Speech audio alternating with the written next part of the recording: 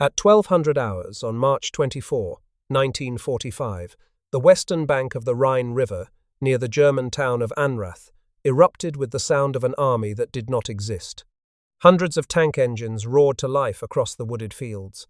Pontoon sections clanged against steel as bridge crews shouted orders into the cold morning air. Truck convoys ground their gears along the muddy roads. Artillery fire boomed in the distance, and the smell of diesel and burnt cordite drifted across the German positions on the far shore. German forward observers, peering through their field glasses from the eastern bank, counted what looked like two full American infantry divisions assembling for a river crossing. They counted Sherman tanks under the trees. They counted howitzers tucked into the hedgerows. They counted spotter aircraft parked in the open fields.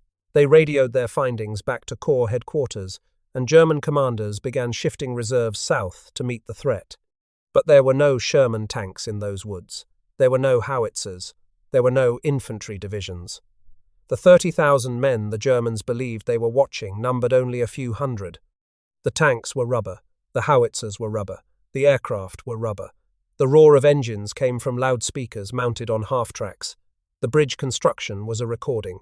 The artillery fire was canisters of black powder ignited on cue.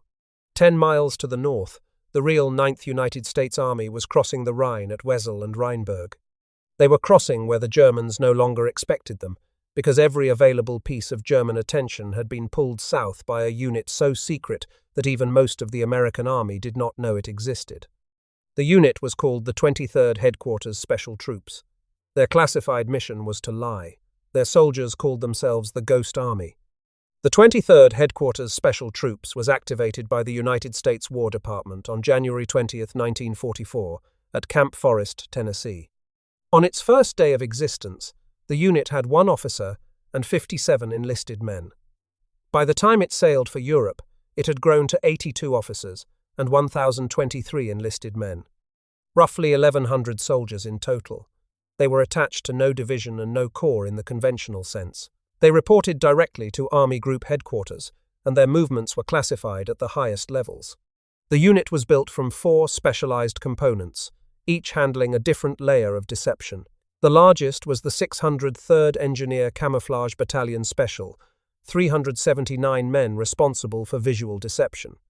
They handled the inflatable rubber tanks, trucks, jeeps, artillery pieces, and aircraft that gave the unit its nickname. The second component was the Signal Company Special, 296 men who performed what the unit called spoof radio. They mimicked the radio traffic of real American divisions so precisely that German signal intelligence could not tell when the genuine units had moved. The third component was the 32nd Signal Service Company Special, 145 men who operated the unit's sonic deception equipment. They broadcast pre-recorded sounds of armored columns, infantry movements, and bridge construction across miles of European countryside.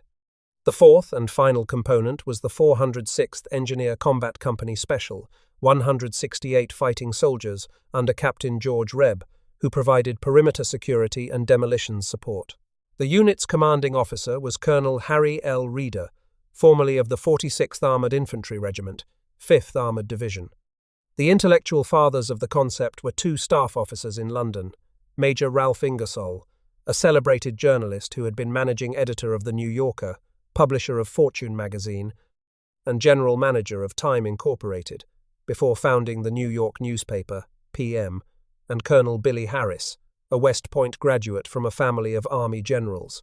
Ingersoll and Harris had studied the British deception success at the Second Battle of El Alamein in October and November of 1942, where Colonel Dudley Clark's force, an organization Clark had founded in Cairo the previous year, had used dummy vehicles, a dummy water pipeline, and tank disguises called sun shields to convince Field Marshal Erwin Rommel that the British attack would come from the south. Generals Jacob Devers and Dwight Eisenhower endorsed the American version, and the 23rd Headquarters Special Troops became the first mobile multimedia tactical deception unit in United States Army history. What the Ghost Army represented, beyond its strange equipment and its stranger mission, was a fundamental shift in how the American military thought about war. For most of human history, armies had tried to hide. They had used camouflage, smoke, terrain, and darkness to conceal their movements. The Ghost Army did the opposite. They used noise, light, and visible activity to advertise the presence of forces that were not there. They were the first American unit built entirely around the idea that perception itself could be weaponized. The men recruited into the 23rd were not typical soldiers. The 603rd Engineer Camouflage Battalion Special drew heavily from art schools, advertising agencies, and architecture firms. The unit's official history reported that the 603rd's average intelligence quotient was 119, one of the highest figures recorded for any battalion in the entire army. The roster read like a future who's who of American art and design. Bill Blass, the future fashion designer, served as a private first class in Company B and sketched dress designs in his foxhole. Ellsworth Kelly, who would become one of the most important minimalist painters of the 20th century, served in Company A. Arthur Singer, who would later paint the birds for the United States Postal Service's State Birds and Flowers commemorative stamps of 1982, with his son Alan painting the flowers, sketched birds and French villages between operations. Art Kane, who would take the iconic Harlem 1958 group portrait of jazz musicians, was a teenage soldier in the unit. Jack Mazey, who would later direct United States exhibitions at the 1959 American National Exhibition in Moscow, and oversee the displays inside Buckminster Fuller's geodesic dome at Expo 67 in Montreal, was a corporal in Company B. Sergeant Victor Dowd, who would go on to work for Stan Lee at Marvel Comics, drew constantly between deceptions. These were artists, writers, designers, and stage technicians, drafted into a unit whose mission required exactly the skills of artists, writers, designers, and stage technicians. The pattern was deliberate. Recruiters had gone to the Pratt Institute and to the Cooper Union in New York, to art programs in Philadelphia, to advertising agencies on Madison Avenue, looking for men who could see the way a painter sees, who understood color, perspective, light, and the small visual cues that make one thing look like another. They had also looked for stagehands, lighting designers, and theatrical technicians, men who knew how to dress a set and run a sound cue. The result was a unit that resembled no other formation in the United States Army. Soldiers carried sketchbooks alongside their rifles. They argued about modernist painting between deceptions. They organized informal lectures on art history during the long evenings in barracks. Sergeant Harold Lehner, a painter from New York, kept up a steady output of watercolors. Private George Vander Sluis, who would become a respected painter and professor of art, recorded the European countryside in pen and ink. Private Cleo Hovel, who would later be credited with helping create the Hamm's Beer Bear and who would work on advertising campaigns at Leo Burnett in the 1960s, was already practicing the craft of visual persuasion that would define his post-war career. They were trained at Camp Forest in Tennessee and at Pine Camp in upstate New York, where the Sonic Deception Unit developed its techniques at a facility called the Army Experimental Station. The station was commanded by Colonel Hilton Howell Rayleigh, a former journalist best remembered before the war as the man who had recruited Amelia Earhart for her 1928 transatlantic flight. Rayleigh would later receive the Legion of Merit in October 1945 for what the citation described as outstanding leadership in the development of a project entirely new to the United States Army. In May 1944, the unit shipped overseas aboard the United States Army transport Henry Gibbons, arriving up the Bristol Channel after a 13-day crossing. They were quartered at a Gothic revival manor in Warwickshire called Walton Hall, the residence of Dowager Lady Mordaunt. The soldiers, sleeping in Nissen huts on the grounds, gave the manor two nicknames. They called it the Castle. They also called it Mouldy Manor. The summer of 1944 found the Allies fighting their way out of the Normandy beachhead. The June 6th landings had succeeded, but the breakout had stalled in the dense hedgerow country. The German 7th Army was conducting a stubborn defense, and Allied commanders were searching for ways to mislead the enemy about American intentions, to fix German divisions in place, and to multiply the apparent strength of stretched American lines. This was the strategic environment in which the Ghost Army would prove its value. Allied air superiority over France was nearly total by mid-1944, which meant that German commanders depended heavily on radio intercepts and ground reconnaissance to track American units. The Ghost Army was designed to corrupt exactly those two channels. By feeding false radio traffic into the German signal intelligence system, and by presenting visual decoys to German ground patrols and surviving aerial reconnaissance, the unit could create the impression of American forces wherever Allied commanders needed the impression to exist. The first detachments of the unit landed in Normandy beginning June 14, 1944, 8 days after D-Day. Lieutenant Bernard Mason flew into the Omaha airstrip with 15 men and a trailer of dummy 155mm rifles. The Advanced Task Force, 39 officers and 319 enlisted men under Colonel Reeder, crossed on landing ships and arrived at Utah Beach on June 24 and June 27. The Sonic Company finally reached France in early August 1944, the first time Reeder had his entire command together on the European continent. The signature weapon of the Ghost Army was the inflatable Sherman tank.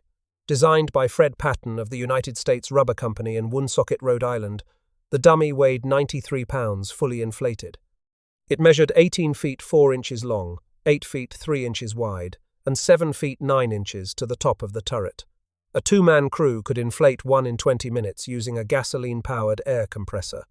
The tank was built around a skeleton of inflatable tubes, covered in rubberized canvas, and engineered so that a single piece of shrapnel could not deflate the entire decoy. The tubes were sealed by 16-year-old Teresa Ricard and other high school workers at the Alice Mill in Woonsocket, who cemented the rubber for 49 cents an hour after school. The workers called the inflatables targets. The unit also fielded inflatable trucks, inflatable jeeps, inflatable 105mm and 155mm howitzers, and even inflatable L-5 Sentinel reconnaissance aircraft. From a distance of 200 yards, in proper light and with the proper supporting effects, the rubber decoys were nearly indistinguishable from the real machines they imitated. From the air, after camouflage netting was thrown over them and bulldozer-cut tank tracks led up to their positions, they passed German aerial photo interpretation tests repeatedly throughout the war. Lieutenant Fred Fox, who would later be promoted to captain and write the unit's official history, served as the officer in charge of what he called special effects. He captured the strange psychology of his command in that history. He wrote that officers who had once commanded 32-ton tanks felt frustrated and helpless with a battalion of rubber Shermans, 93 pounds fully inflated. The adjustment, he wrote, from man of action to man of wile was most difficult. The sonic deception equipment was even more advanced than the inflatables. Bell Telephone Laboratories in New Jersey, working with the Army Experimental Station, had developed magnetic wire recorders that captured sound on long spools of fine stainless steel wire, a precursor to the magnetic tape recorders that would become standard after the war. Engineers at Fort Knox, Kentucky, recorded the actual sounds of American armor and infantry units in the field. Tank engines starting and idling, treads on roads, bridging crews working at night, voices, footsteps, and the metallic clatter of equipment. The recordings were mixed for specific tactical scenarios in what historians have called one of the first instances of multi-track recording in history. They were broadcast through 500-pound speaker arrays, mounted on M3 half-tracks. Under the right atmospheric conditions, the audio carried up to 15 miles. The radio deception was subtler and in some ways more impressive than the visual or sonic work. Every Morse code operator has what is called a fist, a recognizable rhythm in the way he taps out characters. The pacing, the spacing, the small errors. German signal intelligence depended on those fingerprints to track Allied units across the front. The Ghost Army's radiomen would infiltrate the radio nets of the units they were preparing to impersonate 2 days before the takeover, listening, learning the operator's personal habits, and then mimicking those habits so precisely that German intercept stations could not detect the substitution.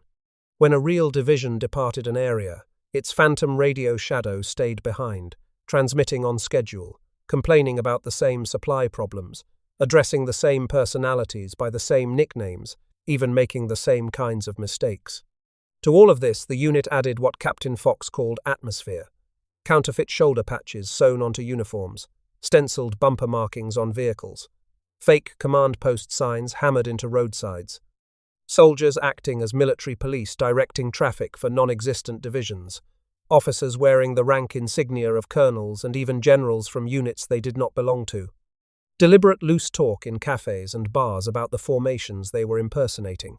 Fox wrote a memo, signed by Colonel Reeder, that became the unit's unofficial doctrine. He wrote that there was too much military and not enough showmanship.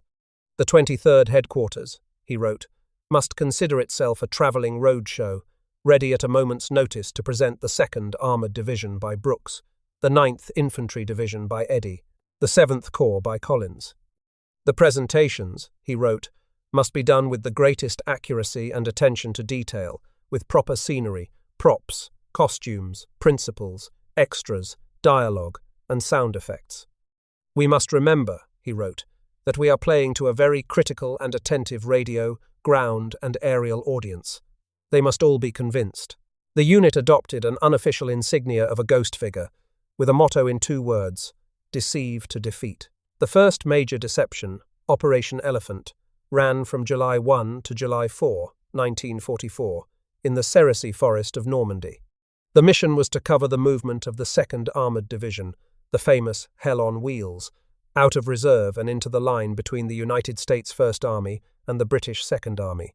The Ghost Army was to substitute itself, tank for tank, with inflatable Shermans. 44 officers and 351 enlisted men deployed under the dense beech and oak canopy. The operation taught painful lessons. The real 2nd Armoured Division had been so lax with its own camouflage discipline, leaving bumper markings exposed and shoulder patches visible on its men, that the deception was undermined before it began. A French civilian on a bicycle wandered into the area and bumped into a dummy gun barrel, bending it.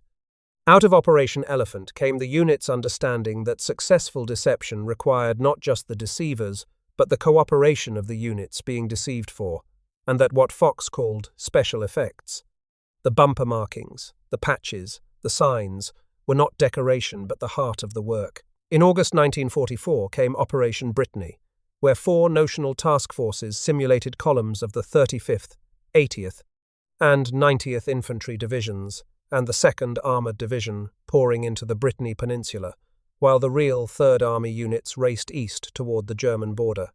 The objective was to keep the German 7th Army from withdrawing eastward before the Falaise Argentine pocket closed on August 19. Lieutenant Colonel John W. Mayo's notional 35th column halted near Dinant. Captain Oscar M. Seal Jr.'s notional 80th column camped near Rennes. Lieutenant Colonel Edgar W. Schroeder's notional 90th column reached the outskirts of Lorient, having driven 602 miles to do it. Then came Operation Brest, from August 20 to August 27, 1944. This was the first time visual, sonic, and radio deception were used together in a coordinated American operation. The mission was to support the 8th Corps siege of the German-held port of Brest by simulating tank battalions of the 6th Armoured Division, which had already left the area, and a flash artillery battalion designed to draw German counter-battery fire. 3 task forces deployed. Task Force X under Captain Seal simulated the 15th Tank Battalion near Kurland. Task Force Z under Lieutenant Colonel Clifford Simonson, the unit's operations officer, simulated the 69th Tank Battalion near Milizac. Task Force Y under Lieutenant Colonel Mayo simulated artillery flashes near Lannion using homemade canisters. The canisters were spent shells loaded with half a pint of black powder and an electric igniter. The deception worked, in some ways too well. Corporal Al Albrecht of the 3132nd manned a half-track within a few hundred meters of German lines on the night of August 24, blasting the recorded sounds of arriving tanks from 22:45 to 1:15 in the morning. Sergeant Bob Tompkins, who kept a contraband diary throughout the war in violation of every security regulation, recorded driving 158 miles through pouring rain in an open cab. He wrote that he felt like a frozen, drowned rat. Soldiers of the 406th came across the wrecks of 15 American half-tracks that had been destroyed earlier by German handheld anti-tank rockets. Sergeant Tompkins watched German observers studying the Ghost Army's positions from the church tower in nearby Guesnu. Corporal John Jarvie, riding a jeep down a country lane, watched 2 German artillery shells land 50 or 60 feet in front of him without exploding. He said afterward that he had used up one of his 9 lives on that road. The 8th Corps Chief of Staff, Colonel Cyrus H. Searcy, later reported that the Germans had shifted between 20 and 50 additional anti-tank guns to meet what they evidently believed was a major armoured threat. He wrote that the work of these deception units, in his words, was complete, thorough, and correct to the smallest detail. The unintended consequence was that when Company D of the 709th Tank Battalion, real American tanks, attacked exactly where the Ghost Army had drawn German fire, 5 Shermans were destroyed by the repositioned guns. The episode haunted some of the men for years afterward, and it became a hard lesson in the doctrine of tactical deception. The same deception that drew enemy fire away from one body of friendly troops might draw it directly onto another.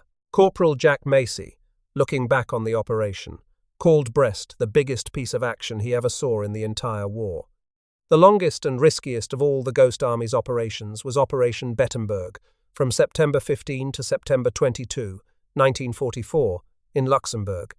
The mission was to plug a gap in General Walton Walker's 20th Corps line that ran roughly 70 miles wide, while General George S. Patton's Third Army assaulted the fortress city of Metz. Approximately 500 men of the Ghost Army impersonated the entire 6th Armored Division, 8,000 soldiers strong, for 8 days. They lit cooking fires across the Luxembourg countryside. They sewed fake Super 6th shoulder patches at what the unit called its factory section. They painted bumper markings on vehicles.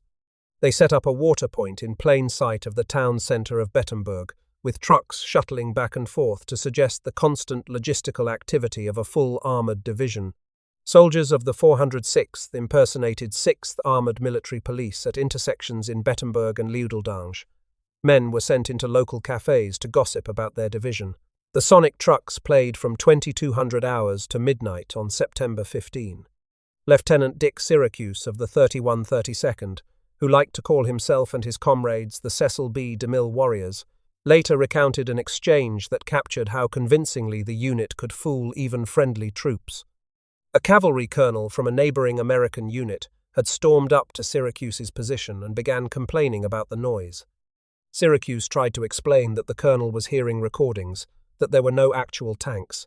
The colonel snapped back that he should not be told that. He knew what he heard. There were tanks out there. The civilian population of Luxembourg, only days liberated from German occupation, watched the whole strange performance with the cheerful confusion that the Ghost Army inspired everywhere it went.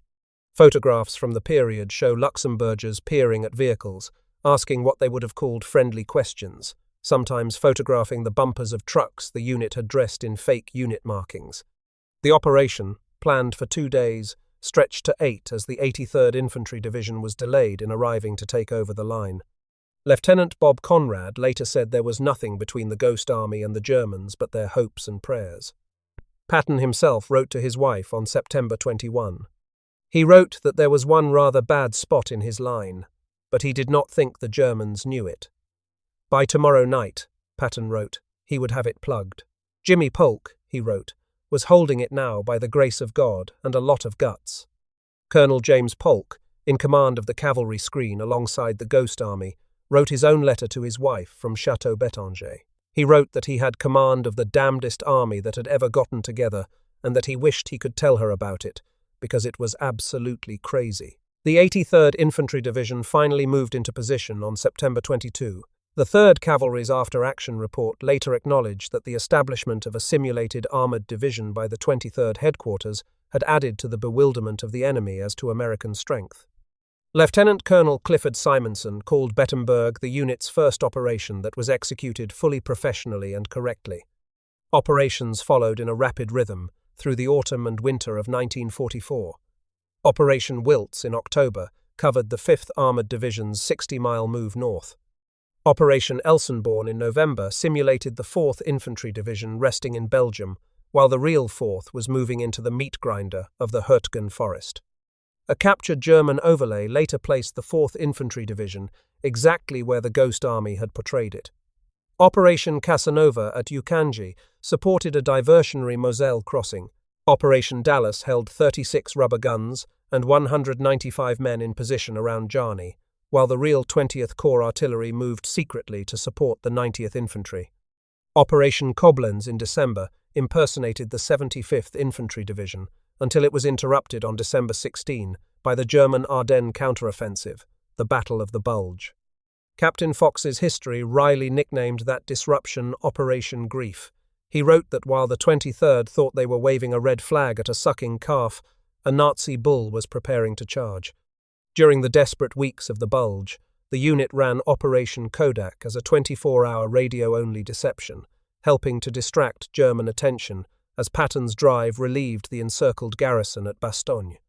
Lieutenant Colonel Ingersoll christened the Operation Kodak because the order of battle work amounted to a double exposure.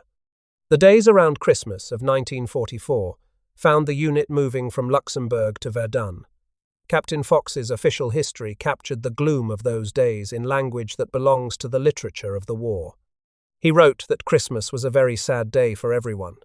Verdun, he wrote, was a depressing city filled with a million ghosts of other unhappy soldiers. Plum puddings sent from home, he noted, were eaten by rats. What the soldiers of the Ghost Army did between operations is one of the strangest features of their war.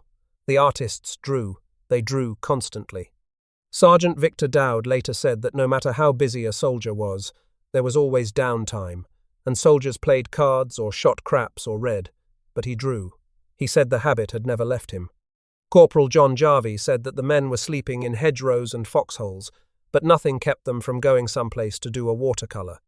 Bill Blass filled notebooks with prom dress designs and an early version of his now iconic monogram. Arthur Singer painted self-portraits, and the church at Trivière. Jack Maisie produced a small book of caricatures of his comrades while in Luxembourg. They used watercolour sets, pencils, fountain pens, and when paint ran short, they made halftones with their saliva. The surviving body of artwork produced by the Ghost Army during the war runs to thousands of sketches, paintings, and drawings, much of it now housed at the National World War II Museum in New Orleans. There were lighter moments as well. In late summer of 1944, while bivouacked at Morny on the road east toward Paris, the unit captured an abandoned German liquor cache. Inside, they found 520 cases of cognac, 6,240 bottles in all. Captain Fred Fox recorded the find in the official history with characteristic dryness. He noted that this was enough liquid, in his words, to drive one Jeep 22,000 miles if cognac would explode. And, he added, do not think it would not. The Ghost Army's relationship with French civilians was its own small feature of the war. The unit's painter Arthur Shilstone later described one famous moment in Normandy. Two French farmers had wandered on bicycles into the Ghost Army's bivouac and were watching, open-mouthed, as 4 American soldiers casually picked up what appeared to be a 40-ton Sherman tank and carried it across a field. The Frenchman turned to Shilstone for an explanation. Shilstone, who had no time to think of anything better, simply told them, in his words, that the Americans were very strong. Shilstone painted the moment after the war and called the painting by the same line. The painting now hangs as one of the iconic images of the Ghost Army's history. Through January and February of 1945, the unit ran Operations Metz II, L'Église, Flaxweiler, Steinsel, Landenvillas, Whipsaw, Merzig, and Lochinvar in support of operations along the German border. At Flaxweiler, on January 17, sonic vehicles broadcast the arrival of tank forces from 1,500 yards from the Moselle River, beginning at 25 minutes past midnight and continuing until 5 in the morning. The next morning, German artillery fell on the empty positions where the imaginary tanks had been. By that time, the 32nd had withdrawn to safety. In early March 1945, the Ghost Army paid the heaviest price of its existence. Operation Bouzonville, from March 11 to March 13, was the unit's costliest deception. 33 hours in the field, simulating the 80th Infantry Division, assembling behind the 65th Infantry, south of the planned 20th Corps Trier-Saarburg main effort. 2 soldiers of the 23rd were killed in action on March 12, 1945, near the German village of Picard. They were Captain Thomas G. Wells, the unit's headquarters commandant, and Staff Sergeant George C. Peddle, the radio platoon sergeant. 15 others were wounded. Sergeant Peddle was buried at the Luxembourg American Cemetery and Memorial in Ham, near the eventual grave of Patton himself. Then came the climax, Operation Viersen, from March 18 to March 24, 1945. This was the largest and most consequential deception ever executed by the unit, and it was conceived, planned, and coordinated by Lieutenant Colonel Merrick H. Truly, the unit's liaison officer at 9th Army Headquarters. The mission was to simulate the 30th Infantry Division and the 79th Infantry Division in assembly areas in the 13th Corps Zone, while the real divisions secretly assembled 10 miles to the north in the 16th Corps Zone for the actual Rhine crossing. The deception was massive. The Ghost Army impersonated approximately 40,000 men, the equivalent of 2 full infantry divisions, with only a fraction of that number on the ground. They deployed more than 600 inflatable vehicles, including 5 rubber liaison aircraft parked in open fields where German aerial reconnaissance would see them. Sonic crews played pontoon bridge construction sounds for 24 hours straight. Real attached engineering units laid actual bridge sections in plain view, then dismantled them and laid them again, to suggest continuous preparation. Camouflage engineers laid smoke screens over the false assembly areas. Fake corps and division command posts were set up and staffed by officers playing colonels and generals from units they did not belong to. The notional crossing point was projected at Anrath and Dulken, roughly 10 miles south of the real Wessel and Rheinberg crossing planned by the 9th Army for March 24. While the deception unfolded, the Germans shelled the Ghost Army's fake positions, and soldiers ran out under live artillery fire to patch the inflatable tanks with rubber cement. Bernie Bluestein of the 603rd later remembered the strangeness of those days, describing himself and his comrades as sitting ducks who had to advertise their presence to enemies they could not see, drawing fire onto rubber and canvas. The deception was a complete success. When the 79th Infantry Division began its actual crossing, soldiers captured a German order of battle overlay that placed the 79th Infantry Division roughly where the Ghost Army had portrayed it, 10 miles south of the real crossing site. The 30th Infantry Division had been lost altogether by German intelligence. The 9th Army Intelligence Section reported that the Germans had expected the main effort north of Wessel with only a minor crossing opposite Krefeld. The 30th Infantry Division's own intelligence officer wrote afterward that the American attack came as a complete surprise to the enemy, with a consequent saving of American lives. On March 29, 1945, Lieutenant General William H. Simpson, commander of the 9th Army, issued a formal commendation to Colonel Reeder and the men of the 23rd Headquarters Special Troops for their important part in the Rhine crossing. After Viersen, the unit was attached to the 15th United States Army, then to the 23rd Corps, where through April 1945 they administered up to 100,000 displaced persons in 13 camps. On June 23, 1945, the unit embarked at Le Havre on the United States Army Transport General O.H. Ernst. The 23rd Headquarters Special Troops was officially deactivated on September 15, 1945. Across roughly 22 named deception operations conducted in 9 months of combat, the Ghost Army had impersonated divisions across the entire Western Front, from Normandy to the Rhine. The official United States Army assessment of the unit was unambiguous.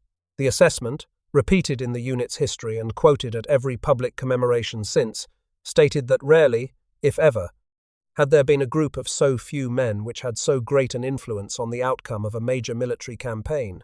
The unit's casualties, given the scale of what they had attempted, were astonishingly light. 3 soldiers were killed in action. Corporal Chester Pelliccioni of the 3132nd died on January 9, 1945, during Operation Metz II, when a fire he was tending detonated an unseen German hand grenade.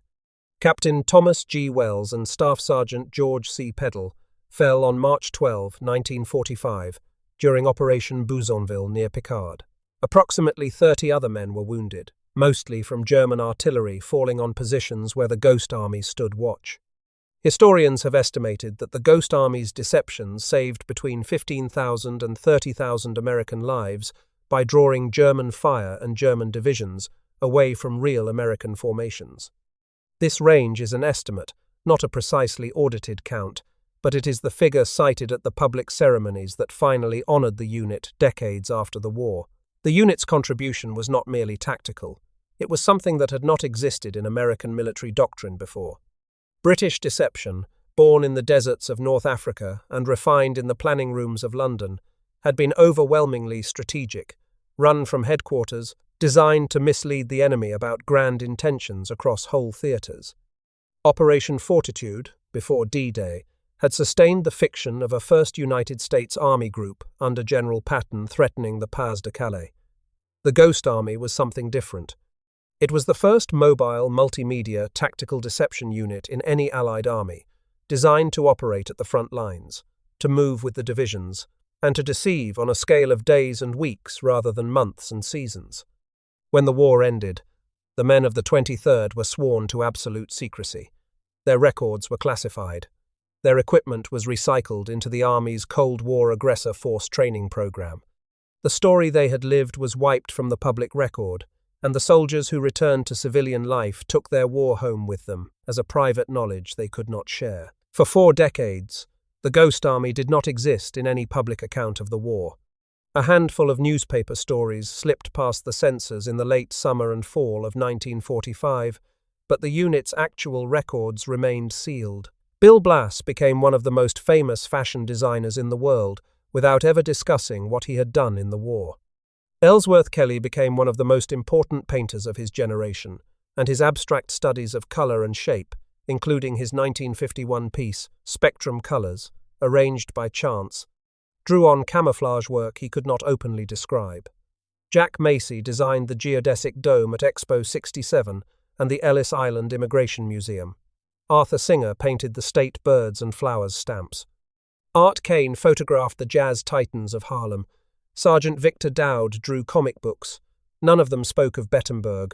None of them spoke of the Rhine. In April 1985, a Smithsonian magazine editor named Edwards Park published an article titled "A Phantom Division Played a Role in Germany's Defeat." The article, illustrated and partly told by Ghost Army veteran Arthur Shilstone, was the first widely circulated public account of the unit.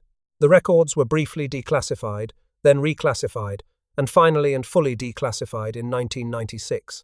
By then, most of the men who had served in the unit had grown old. Many had already died.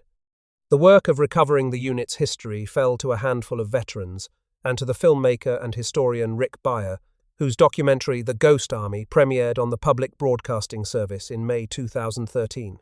In 2015, Beyer and illustrator Elizabeth Sales, whose father had served in the 603rd, published a book called The Ghost Army of World War II. The book became a New York Times bestseller and was reissued in expanded form in 2023. In 2016, Beyer founded a non-profit called the Ghost Army Legacy Project. The project had 2 missions. The first was to preserve the records, artwork, equipment, and oral histories of the unit before the last surviving members died. The second was to win for the men of the 23rd the recognition their secrecy had cost them. The campaign for a Congressional Gold Medal lasted roughly 7 years. On February 1, 2022, President Joseph R. Biden signed Public Law 1/1785, the Ghost Army Congressional Gold Medal Act. The law honored both the 23rd Headquarters Special Troops and its sister unit, the 3133rd Signal Service Company, that had served in Italy. The bill had been introduced in the Senate by Edward J. Markey and Susan Collins, and in the House by Anne McLean Custer and Chris Stewart.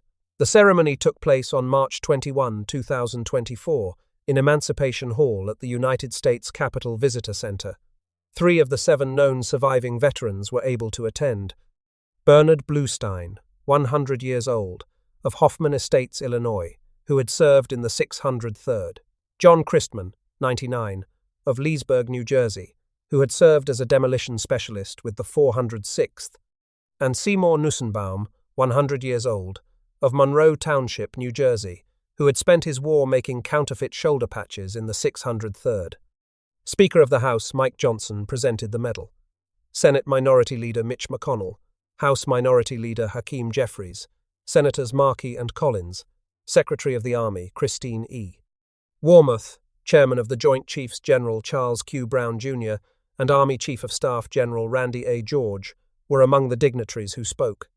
Secretary Wormuth said that the Ghost Army were master storytellers and that many of the techniques the unit had pioneered could still be found on the battlefield today. The 3-inch gold medal, containing roughly $30,000 in gold, was placed on permanent display at the Smithsonian. Bronze duplicates were struck for sale to fund veterans programs. Bernie Bluestein died on March 25, 2026, at the age of 102. With his death, the number of known surviving veterans of the 23rd Headquarters Special Troops fell again, as it does each year, drawing closer to the day when the unit will pass entirely into history. The artifacts of the Ghost Army are now scattered across institutions that did not know they should preserve such things until quite recently. The largest collection is at the National World War II Museum in New Orleans, which received the Ghost Army Legacy Project's archive, and which mounted a traveling exhibition called Ghost Army, the combat con artists of World War II, that has toured to museums in Skokie, Illinois, Reno, Nevada, Columbus, Ohio, St. Louis, Missouri, and Fort Wayne, Indiana, among many other cities. The 10 Mountain Division and Fort Drum Museum in upstate New York holds the surviving records of the Army Experimental Station. The unit's first historical marker was unveiled at Bettemberg, Luxembourg, on September 26, 2018, by veteran Bernie Bluestein, who was then 95 years old. A second marker was dedicated at Plabennec, France, near the Brest deception sites, in 2021. Each year, on Memorial Day, the Ghost Army Legacy Project holds commemorations at the graves of soldiers who served in the unit and did not come home. The story that emerges from the recovered records is one that has no neat moral about war. The Ghost Army did not win the Second World War. They did not turn its tide. The tide had already turned by the summer they reached France, and the great industrial weight of the Allied coalition would have crushed Germany, regardless of whether the 23rd Headquarters Special Troops had ever existed. But the Ghost Army did something unusual within the structure of total war. They saved lives by tricking enemies into spending their fire on rubber. They exchanged the cleverness of artists and advertising men for the lives of riflemen who would otherwise have crossed rivers under aimed German artillery. They built, out of paint, recordings, false patches, and inflatable tanks, an institution that the United States Army has continued to study and refine in every conflict since. The men who served in the 23rd did not feel that their war was less real because they fought it with rubber and tape recorders. They were under fire more often than the public has ever appreciated. They went into combat with carbines and 50 caliber machine guns against German artillery and German infantry probes. 3 of them were killed in action. Many more were wounded. Staff Sergeant Stan Nance of the radio company put their work into language that the unit's veterans have repeated for 80 years. He said that if one mother or one new bride was spared the agony of putting a gold star in her front window, that was what the 23rd was all about. The most striking thing about the Ghost Army, looking back from the present, is not the strangeness of its methods, but the modernity of its insight. Long before the language of information warfare entered American military doctrine, before terms like perception management and influence operations existed in any official manual, 1,000 soldiers in rubber boots had figured out that what an enemy believes is itself a strategic resource, and that the manipulation of belief on the battlefield could be every bit as decisive as the manipulation of steel. By the spring of 1945, when an American division appeared in front of a German corps headquarters, the staff officers could no longer be entirely certain what they were looking at. They had learned, the hard way, that the United States Army had developed the ability to manufacture armies out of air. That doubt, planted in the minds of professional soldiers, was the lasting work of the men who called themselves the Ghost Army. It was not the position of any particular division they made the Germans question.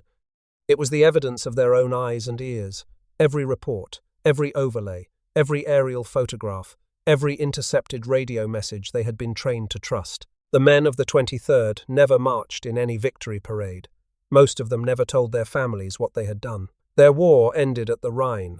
Their secrecy ended in a magazine article in 1985, and their public honor came in a marble hall in 2024, when only 3 of them were still alive to receive it. The strange and quietly brilliant thing they had built out of paint and rubber and recordings on wire is now studied at military academies in countries that did not exist when the unit was formed. And in the end, in the strangest possible way, they did exactly what every army hopes to do. They made the enemy afraid of what was not there.